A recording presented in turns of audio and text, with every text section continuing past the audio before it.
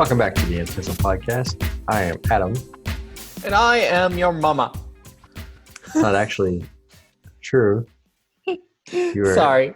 You were actually Jess, right? Do you want to do that Yes, again? I am Jess. Yeah. What an odd way to open up. Anyway, I'm Hey, Adam. I could be your mama. You don't know that. You literally could not. Not your mama. I mean, okay, the listener's mama. Yeah. Okay, there's some precise. We don't know. This could be in the future, so I could either adopt you. I mean, the point of this whole podcast is to sort of document our thoughts on different topics for, to solidify our documentation of our thoughts and shit. Anyway, we're gonna talk about sports today, which is my absolute favorite thing to talk about in the whole wide world. And a quick note: we are filming this. Well, we kind of are filming. We're just not seeing You're not seeing the film part of it because there is no film part because it's 2020, people. We don't have film. Yeah, we don't use film anymore. We use video, numbers digital. Zeros and ones. Yeah, binary. Anyway, so we are recording this on July 5th, Yes. the day after July 4th, which is the day numerically after. Yeah, that's numerically and chronologically accurate. Yes. Yeah, which I believe July 4th is 2 days after July 2nd, and if I remember correctly, that's the day the Declaration of Independence was first signed. July 2nd. Yeah. Yeah. Correct. I could be wrong on the exact date, but it wasn't official. That's right. It is? Okay. So we're not talking about July 4th, but what we are talking about is you might hear big booms in the background. From your side? From my side, it is because it is the evening. Here. Yeah. It's 9 o'clock here. It's like 2 a.m. in Adam's place. I don't know how far time difference is.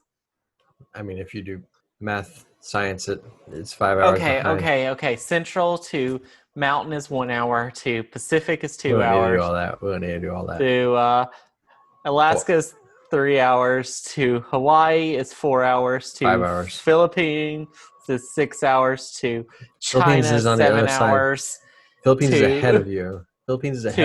England is 8 hours. So you're to New York is 9 hours, and back to Central Time is 10 hours. So you are 10 hours. I'm 10 hours behind myself.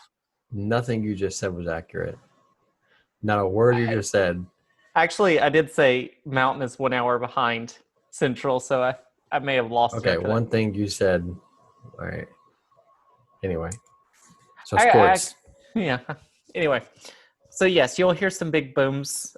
Those aren't people celebrating sports ball because there is no sports ball right now. Good. There shouldn't be. Not yet. There will be soon, I think. Great. Can't wait. I think NASCAR raced today and Formula One raced today. So some sports are going back, but those aren't actually ball sports. Those are tire sports. I don't know how you want to define this, but I actually have a healthy respect for race car drivers, more so than I do any other version of athletes. If you've been watching our playthrough of Super Mario World, you'll understand his hatred of football players. We didn't have any race car drivers in high school at the time we were in high school, so maybe that's why he likes them. And also, maybe he got into Mario Kart. I'm not really sure. Though I'm like 2 weeks behind on uploading those videos. So if you're wondering where that went, if you actually watch both the YouTube and listen to the podcast, it'll be up this week sometime. We're just a few weeks behind. It happens. Things are crazy right now. Yeah. Society is tearing itself apart, and we just want to play Mario and talk about sports. Like, so there's that. Anyway, so if you don't mind, we can just go ahead and just start talking about the sports ball topic. I'm going to go ahead and state my position up front. Then you can state your position up front, and then we can delve into the details afterwards. That's a good format to go for? That's a great format. Sorry, I accidentally had myself muted and was talking, but you couldn't hear me. So I am not really a fan of professional sports in any way, shape, or form as they currently exist in society. I think there are too many negative consequences that professional sports take on the athlete, the city in which the team resides, taxpayers, the economy, and a lot of residual effects that come out of professional sports, such as human trafficking, that outweigh any societal benefit that comes from a city or a team participating in any professional league, especially when it comes to the Olympics or professional football or the NBA, not to mention all the second and third layer effects that people who participate have on society, like the idolization of these people. So my position is if I could get rid of professional sports, I would. And then I would also take it down to college level because the effect that college sports has on both the participants and on the college itself kind of takes away from the purpose of higher education from the beginning, in my opinion. I don't think that going to college to play a sport is a legitimate action, if that makes sense. That's my position. Your turn. My position is I'm a big fan of professional sports. I think they offer a lot of things. I don't want to just do like rebuttals to everything you say, Okay. uh, but I think there are problems with them. Yes, there's problems with everything. I see college sports as okay. I think there are some issues. It depends on why you're going to college. If you're going to get a degree or if you're going to play sports, is two very different things. Because some people go to college just to go to college, and that's okay. But if you're getting a degree from it, but you never actually learn the stuff, then you basically were cheated out of an education. But if you're just going to go to the professional sports, then you're not getting cheated out of the education. You got the education you wanted. Well, You've learned how to play that sport better. that's fair. We've also been exploited by the school for profit. Yeah. You've got no financial reimbursement because of it. And who's to say that you're going to last in a professional sports league long enough to recoup any of the costs that you've had on yourself, either from a physical health or mental health perspective, or from a financial perspective. Excuse me. I went to the mall today, and that was fun. And you got everyone sick apparently And because I'm you go pretty to college. sure I'm gonna die soon. Anyway, um, Oh, relatively speaking, define soon. Like soon in the next 100 years. That's soon in the grand scheme of the. I mean, everything is a scale, right? Yeah. Everything functions on a scale. Um, all right. So, from the perspective of an athlete, uh, let's see. In high school, I was not me, but like an athlete. Like this isn't me talking. This is an athlete talking. In high school, I played on the sports team. Name your sport. And then I got accepted into this college on a sports scholarship Which where I sport? spent a sport, football, baseball, basketball, tennis, soccer, fucking any sport. And then so I sports. wait. Hopefully, you go back and listen to the sports you listed off, and then what you said at the end of that because it was brilliant. Because it sounded like you said something else was a sport. I'm not going to say it because I don't want to ruin it. I want you to have to go back and listen to it to hear what you just said. Any sport, No, before that, soccer. you'll just have to go back and listen to it. I don't know what. Fucking any sport. All right. Anyway, so anyway, I go to college on a sports scholarship, Sports and ball. I sports my way through college. Learned absolutely fucking nothing I could use in the real world. Should my one plan in life completely fall through. Get signed on as like a third tier, athlete or whatever. Do that for about a year, and then I had the whole rest of my life to figure out what to do because nothing worked out. Yes. That's my sports ball story. Or let me do this other one. I go to high school and, you know, I learn a sport, right? Yeah. I go to high school and I excel at this sport. Then I go on to college and all I'm focused singularly, I get my scholarship on this sport. I do this sport and pretty much only focus on this because they see me as the best. And then I go on and get this really amazing job doing this sport. Hmm. But then I realize, A, I don't like it anymore, or B, I get fired because I'm not as good as I thought I was. And then I have to go figure out what I want to do. Oh, wait, now change the word me saying sport and say math or say journalism or say anything. Because a lot of times you get so singularly focused in any career that you focus on that and you have no marketable skills for the quote unquote real world, which is a terrible thing because everything's the real world. You make a career out of anything. I mean, that's fair, but okay. So I mean, that's the thing. Like the idea of like you go to college and you're being pushed to do this one task, this one sport. We do that to quote unquote smart kids all the time with STEM, basically. Hmm. And Yeah. you could, and if you've, and as some of our listeners and we probably both can attest to, you could be the top of your game in high school and go to college and you may still be pretty high up, but once you get into like grad school, you're no longer at the top of your game. And so higher academics and sports almost parallel from like middle school and high school all the way up, except when you go from college, you go on to grad school versus going into some professional league, maybe a minor league. And then you go on to your postdoc versus going into the major league. And it's just so competitive and so hard. And you start seeing people drop off and drop off. And then you're trying to figure out, you spent your 10, 15, 20 years of your life learning math. And then you're like, I'm not good enough at it, or I don't like it anymore. And I spent all my life doing this. Now I have no marketable skills because I know pure mathematics. And guess what pure mathematics doesn't help you do? Your taxes.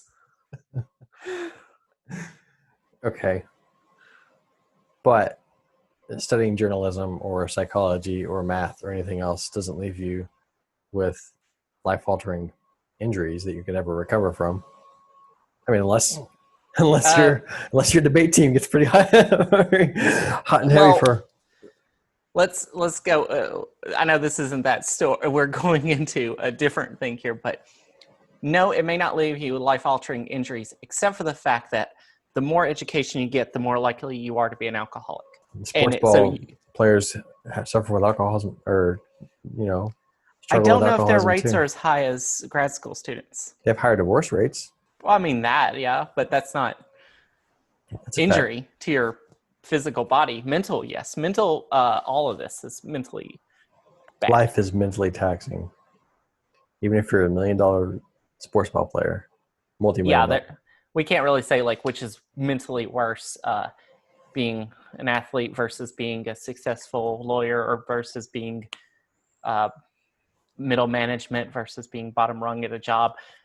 There's so many factors that play into that we just can't get into. But physical injuries, we can say like, and it also depends on the sport. Because if your sport is golf, you're not going to have as many physical injuries as say, soccer, football, or hockey or wrestling.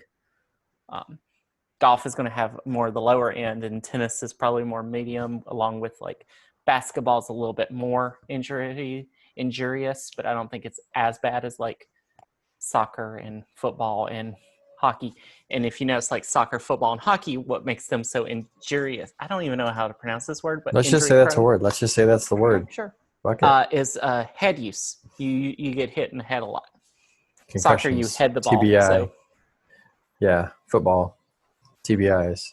Yeah, even more so than we talked about auto racing. Auto racing is pretty darn safe compared to some of these other sports. Well, they use a lot more personal protective equipment. I think. I mean, yeah, in football they use helmets and stuff, but I guess in both cases, the helmet only protects the outer part of your skull so it doesn't prevent, nothing's going to prevent your brain from being jarred around Yep. during a high impact. I remember a few years ago, I forgot how many years ago, Troy Aikman, 3-time Super Bowl winning quarterback for the Dallas Cowboys. So he's been in the sport a while. He had a lot of concussions. He Yeah. said they should stop wearing helmets in football. Really? Yes. And his reasoning was people would stop leading with their heads. He thought if we stopped wearing helmets, we'd have fewer injuries because people use that as like thinking it's protection. Oh, that's thinking those helmets are protecting them more than they are. And they're not. They are pretty protective in some ways, but you have that false sense of security.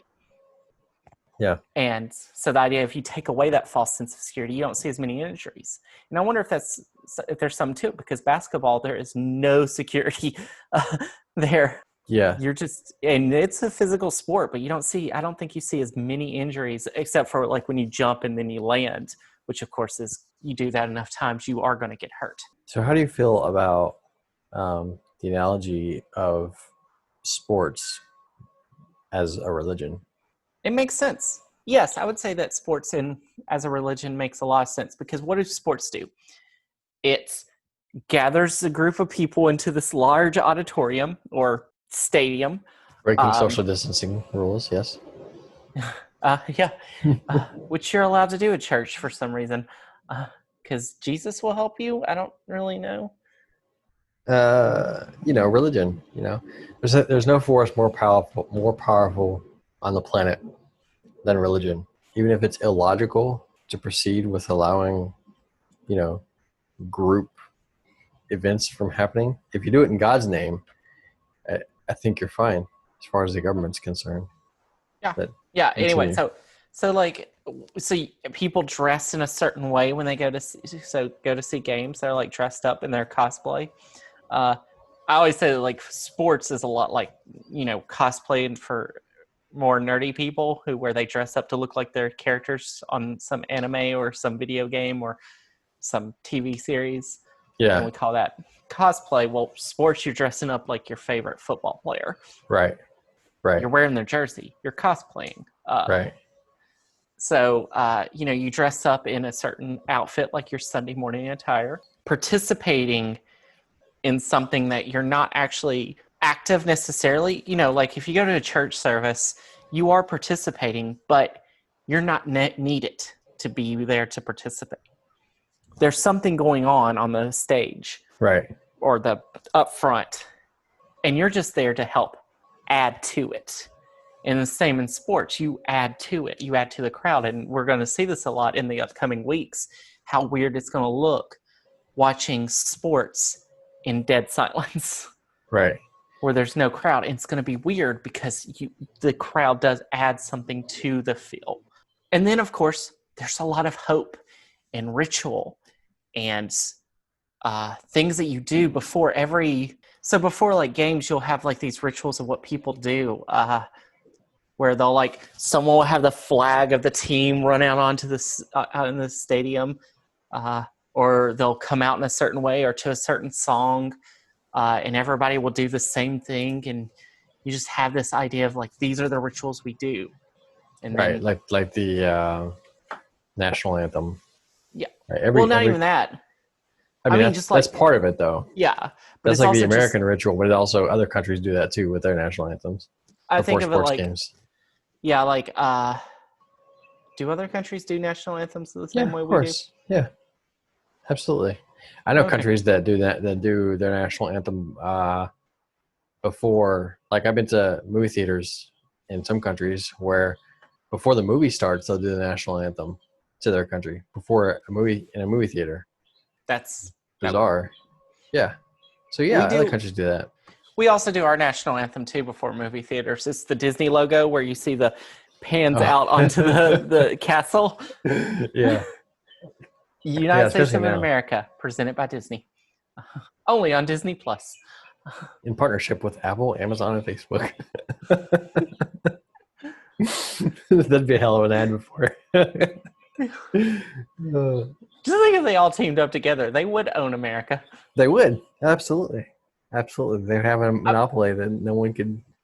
Yeah. Let's see. Who do you need? You need Amazon, Walmart, Apple, Microsoft, Google and Google, Facebook. Facebook. You wouldn't even need Facebook really, because with those they could just create their own Facebook. No, Facebook has all the data on us. Like you need that personal data, in order to control people, you need to know who they are, Yeah. right? What they care about, right? Who So owns Twitter? Twitter owns Twitter. Twitter's its Oh, own thing still. that's Instagram is owned by shocking. Facebook though, Yeah. and so does WhatsApp. So all you guys out there texting your side chicks on WhatsApp, Facebook knows about that. Just Oh. be aware, and so does the NSA. Just so you're aware. As if the NSA cares. I love all the people like the NSA knows what I'm up to. It's like the NSA doesn't care what you're up to. No. Look, I'm sure I doubt your therapist cares what you're up to. I don't know. You've Government got needs to know. You've got quite a boring life. Nobody cares about you. Most people, yeah. My life is actually really interesting, but I won't talk about it on here. Life's anyway. Sports ball. Adam breaks out his So I'll read this real quick. narcissism. It may seem odd to equate religion with sport entertainment, but it must be understood that prior to mass communications, religious ceremonies were a source of entertainment for ordinary people who rarely attended a theater or traveled to a sporting event.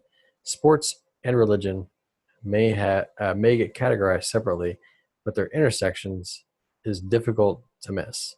Various scholars discuss sport in terms of natural religion, humanistic religion, and primitive polytheism, pointing out that spectators worship other human beings, their achievements, and their groups to which they belong, and that sports stadia and arenas resemble cathedrals where followers gather to worship their heroes and pray for their successes. If ritual may be entertaining, then entertainment, as experienced in a sports stadium, may be ritualistic. Fans wear team colors and carry its flags, icons, and mascots. Then there is repetitive chanting of team encouragement, hand clapping, booing the other team, doing the wave, and so forth. The singing of an anthem at a sporting event likely has similar psychological effects as the singing of a hymn in church.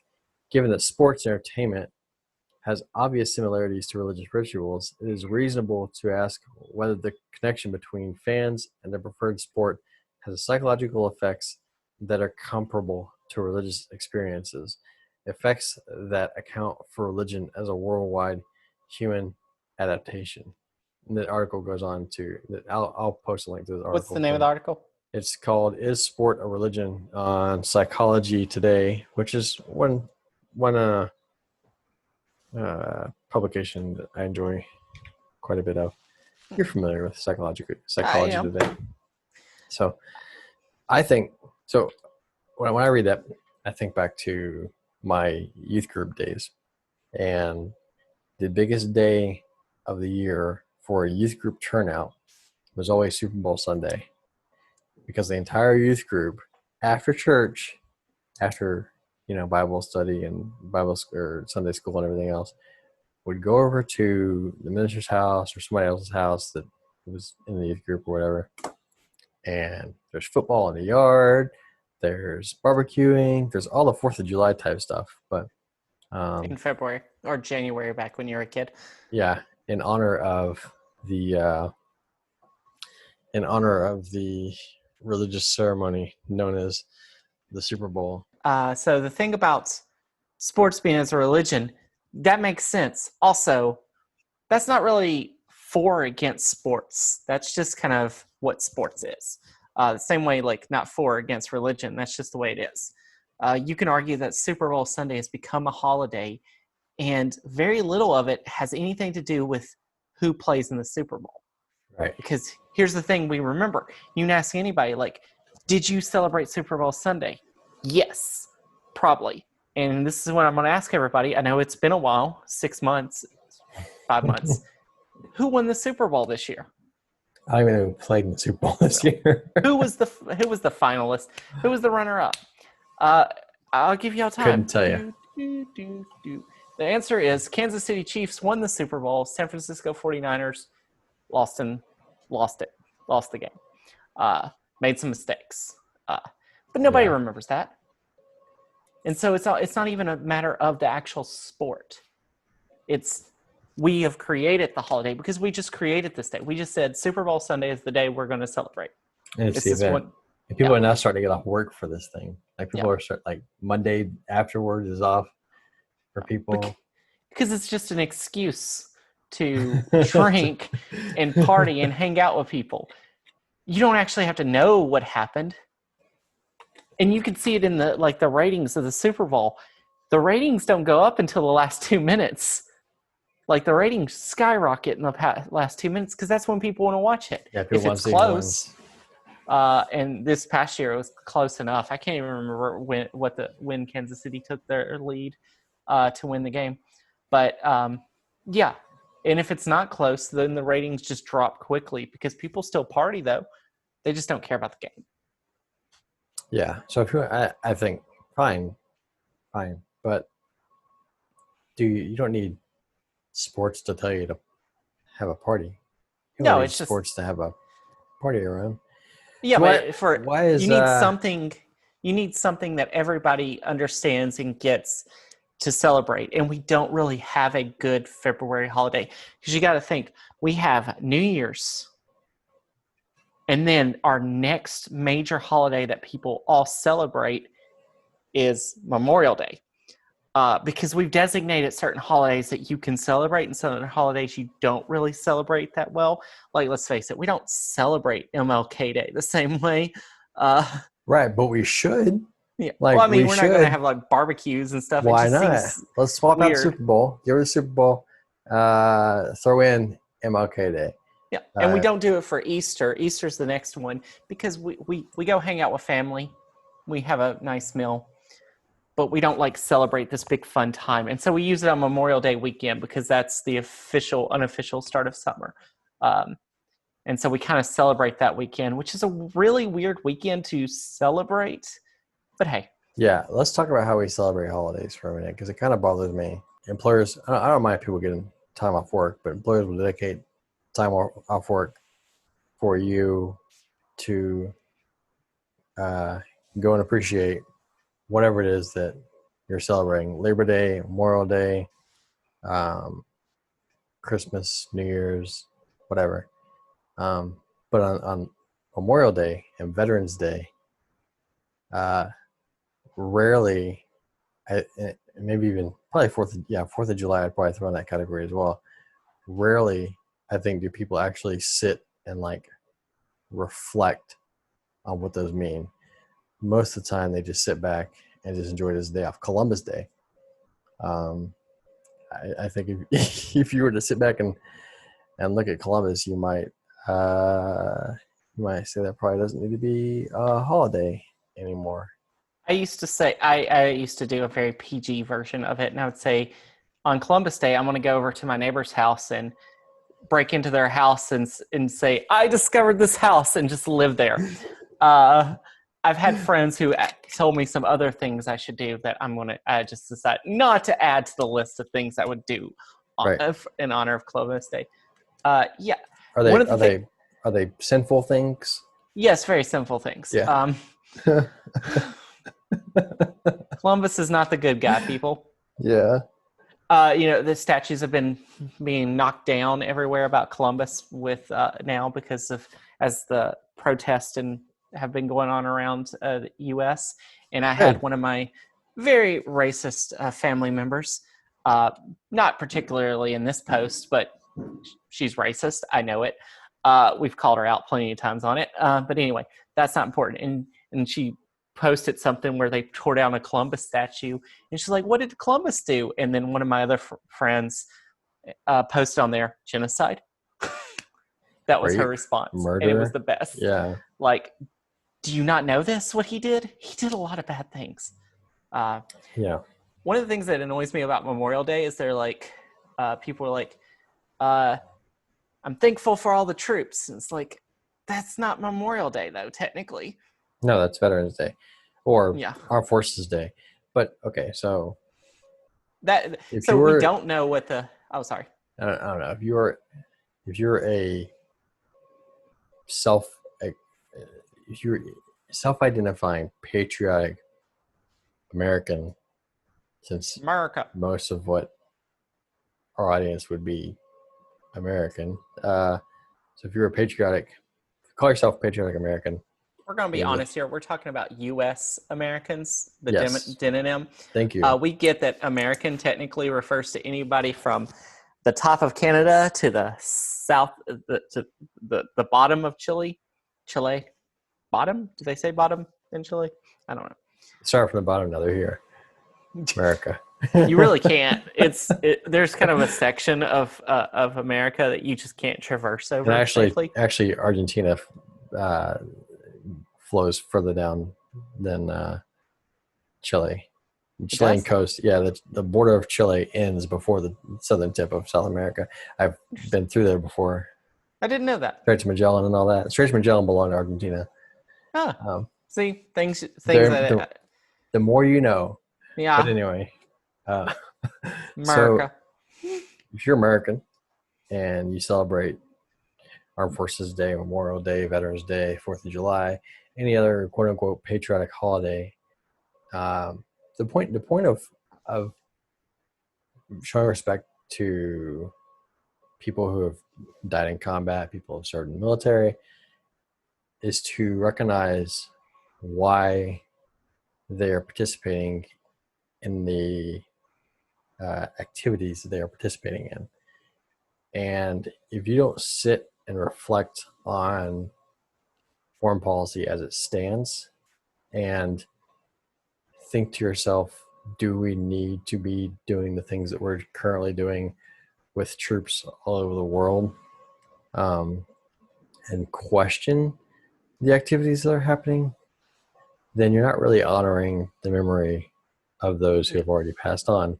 You're simply cheerleading. I mean, effectively, you're cheerleading without any sort of um, knowledge or recognition as to why. And that's the question that everyone should be asking with every political issue that we have going on right now, especially when it involves foreign policy or domestic policy, use of troops, however you want to use troops.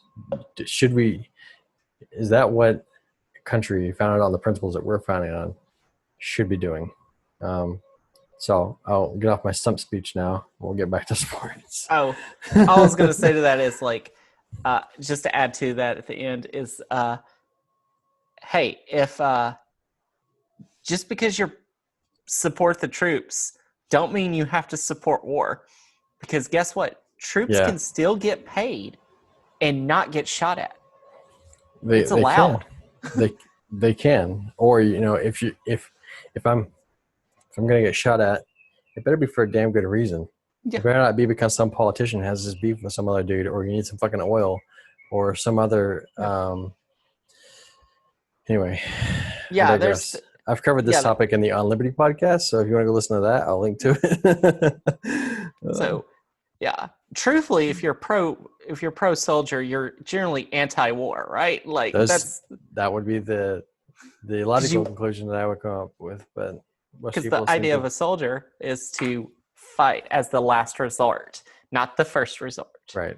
After diplomacy and all other, maybe I'm not really a fan of sanctions either, but if sanctions are the last, sanctions should be the last resort, but the last resort to the sanctions should be maybe kinetic conflict if there's nothing else that can be done. But we sort of jumped the gun. Anyway, it's in the On Liberty podcast. But yeah. So basically, so if you're going to celebrate the holiday, fucking realize why you're celebrating it. Yeah, if you're going to shoot off fireworks to say, this is for all the soldiers, also remember, a lot of soldiers have PTSD, and those fireworks aren't necessarily helping. Yeah, absolutely true. So that's our little segment that we're going to put out, I guess, tomorrow as a different podcast. That was only like 5 minutes talking about it. That was like holiday. 10. All right, so let's say, all right, so you live nearby. We're going to bring it back. You live nearby some veterans and whatnot. You know they're veterans. You see them going to the VFW, and you're out there for Super Bowl Sunday shooting off your fireworks. That has the exact same effect as fireworks on Memorial Day or Super Bowl or 4th of July or any of these other holidays. So maybe just be aware of your surroundings. And if you know that you have veterans that are nearby that suffer from PTSD, A, support them, and B, just put the fireworks away. Okay, it's not that important. Yes. So Yes, definitely. I think definitely support the troops when they come back home is something that gets lost a lot and is very important. by that I mean privatize the VA and unfuck the whole veteran support system, the veteran quote unquote support system that exists, by getting rid of the VA and privatizing it and allowing soldiers and sailors and everyone else that comes back to seek the health care that they need without having to jump through 1,000,001 bureaucratic loopholes to actually get it and waiting for years and years and years and then dying of cancer because guess what? You didn't treat it fucking 5 years ago whenever I first said I had. Anyway, regardless. Yeah. Adam, I guess, have you gone into that particular thing more about coming home from? No, we can do that some other time. Yeah. Let's talk about sports because sports Yeah, is fun. so that is a great topic we should discuss sometime, or you should discuss it on Liberty or whatever. Yeah. I take issue with the conflation of religion and nationalism, which I think I'll talk about on Liberty tomorrow, I believe. But our topic tomorrow is nationalism, in case you want to tune in. Ooh. I mean, It's gonna be great. that's not really like a awesome topic to discuss. Like, it's not like, yay, nationalism. It's Yeah. more like, nationalism crap. Oh yeah. What thing I forgot about? Well, it's 4th of July. It's a timely topic to discuss, especially under the current circumstances. And whenever conservatives conflate, so you see it on Facebook all the time, right? The Pledge of Allegiance, and then they embolden and emphasize the under God portion of the Pledge of Allegiance, which wasn't even there until like the 1950s after at the beginning of the Cold War, because we had this, the U.S. had to separate itself from Russia somehow. So we said, hey, if we tag our identity with God, then you can, now we're morally justified in everything that we're doing. So they conflate Manifest Destiny in the 1950s. Right. Well, now that's also when they put under God on a currency. That's when they started putting. Well, that was kind of hit and miss between like the late 1800s and all the way up until like 1920s, 1930s. But then in the 1950s, it became standard for everything to have stamped on every single piece of currency for that exact same reason. You would not believe what the government was doing to its citizens in the 1950s either. Very Christian stuff. I'm sure it was. I'm sure God would appreciate it. So yeah, so then the acceptance of that by Christians and the sort of embracing of nationalism as a part of Christian identity causes a lot of moral issues, in my opinion, and that's only gotten worse under the current administration, which has basically used religion as like a I don't even know how you can use religion as a pedestal without knowing anything about religion, but that's what he's done successfully. I mean, truthfully, if you want to be honest, so did the founding fathers. They were all deists and they used Christianity, right? Yeah, I guess. I mean, Did they know not to the extreme. I mean, Jefferson was clearly, any of the founding fathers were clearly, at least in their personal writings, opposed to the idea of conjoining this church and the state. That was one of the entire purposes of getting rid of the British Empire in the first place, was to get them out from under the religious rule. And then they used a lot of Christian language and Christian ideals, that were going on at the time to create this and pacify and have a rallying cry for its people, because Christianity was a great experiment in the U.S. Yeah. We kind of, what is modern Christianity is kind of been created out of the U.S., and just this idea of freedom of religion, and it blew up, and then we started conflating religion and nationalism, which has been around for a long time. We just did it in a different way. Because we did it and pretended like we haven't done it. Other countries straight up say, this is the Greek Orthodox Church. This is the Russian Orthodox Church. And we're like, this is the church. And the church loves America because God loves America. That's right. And the Tennessee Titans. But why would God choose America? Like, there are so many other easy. morally upstanding countries than the U.S. Like, because America. Just because of that? Because if Jesus spoke English, we all should. Right, but Jesus wasn't white and he didn't speak English. So, America? Anyway. And then, of course, we conflate religion and sports. So what's the difference? It's all together. It's all three tiers of the same. It's all three prongs of the same fork, right? Because if you go to a lot of sporting events, not all of them, you have a prayer and the national anthem before the game. So it's all together. Right. And have you seen some of the prayers before sporting events? Yeah. I mean, it's quite a show. Yeah. And then there are other sporting events that don't do prayers, but, good for them. Yeah, and I think there are a lot of issues with conflating sports into being anything more than a game. Yeah. And that's my big point why I'm so professional sports. We can get into what it can do to the economy, both positive and negative. It does bring a lot of jobs. The NFL has a lot of jobs. Major League Baseball has a lot of jobs. And not just the athletes. Athletes actually are the smallest number of people who work for these teams. The NFL has like 54 players per team. Right. And all the people behind, and then it has like 20 coaches, and then trainers, and then cleaning staff and concessions.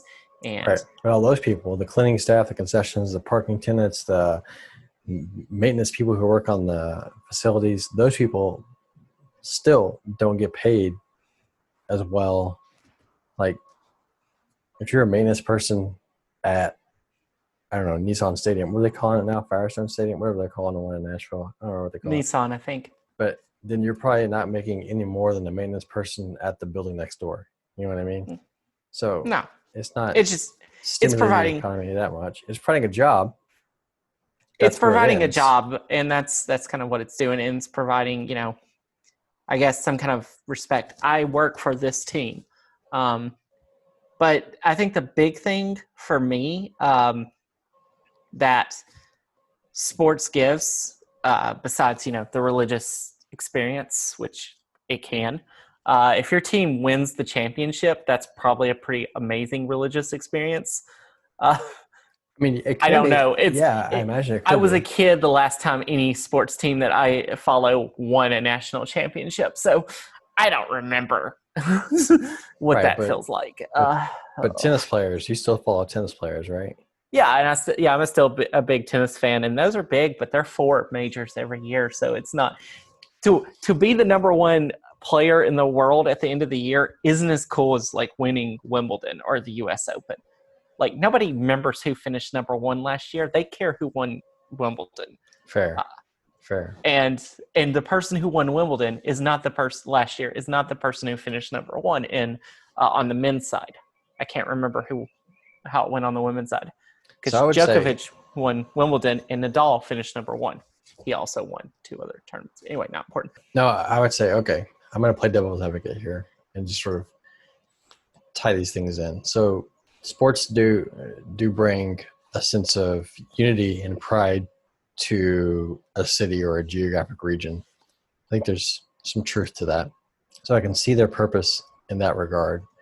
But at the same time, let's take any major sports team and you take their fan base. Like, if you look at these charts that come out, right? These ones with the NFL where it shows like half of Texas is like Houston and half of Texas is Dallas, and the other Oklahoma still belongs to Dallas, and then Tennessee is like the Titans, and then part of Titans territory goes into Kentucky, and then You know what I'm talking about, right? All these little Yeah. charts or whatever, or And fan then you got base the or whatever. Bengals and Yeah, yeah, yeah. oh, there is no Rams in St. Louis anymore. No, because the freaking St. Louis taxpayers didn't want to pay to build a new stadium.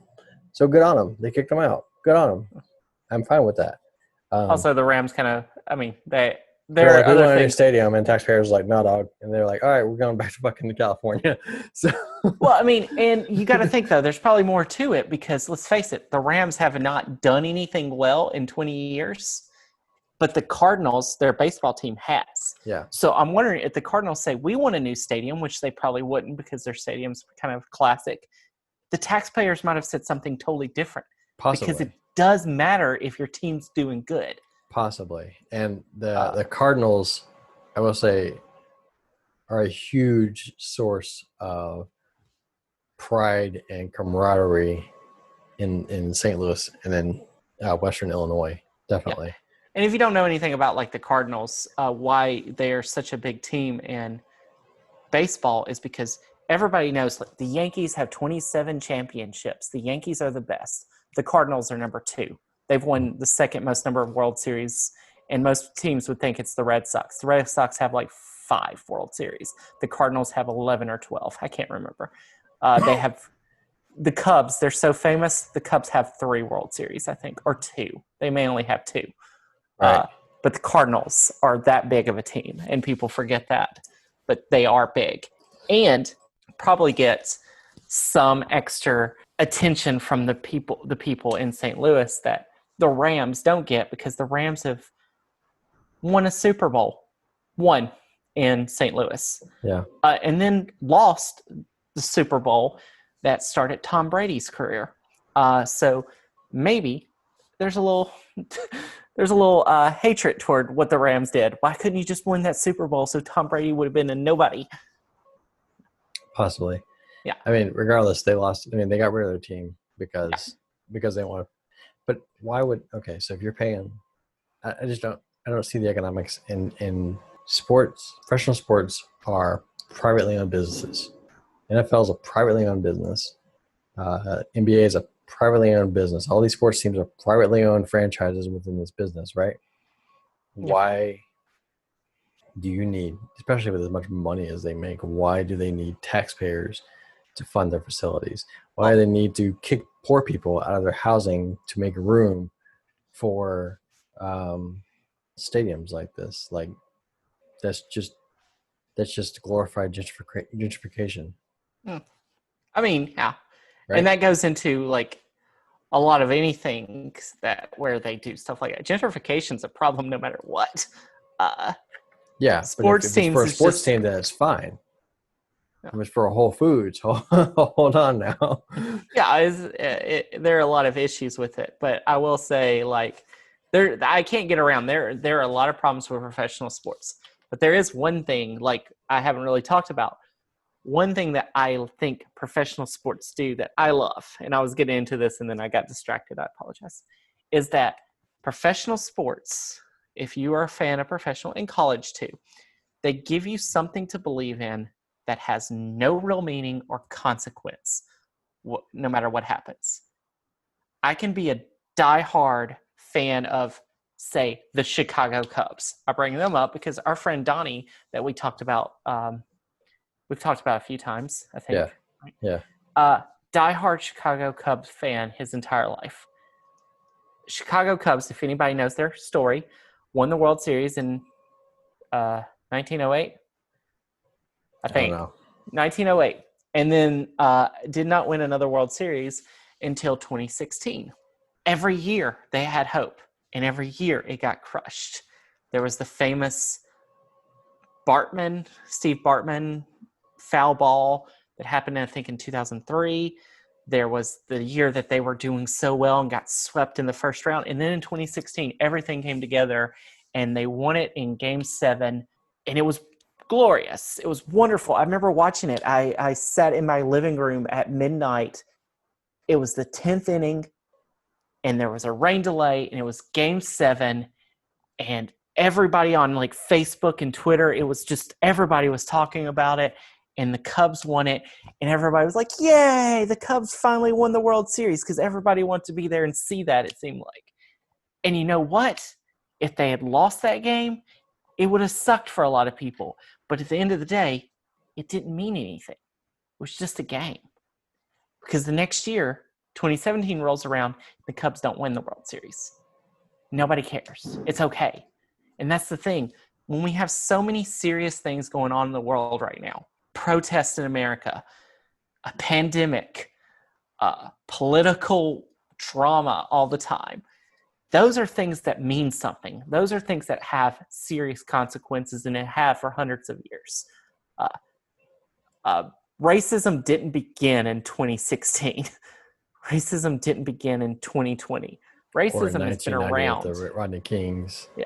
Yeah. No, that's just, those are moments where it's just gotten bigger and become more known for modern times. But racism's been around in the U.S. or in the Americas since white people got here. And For as long as humanity's existed.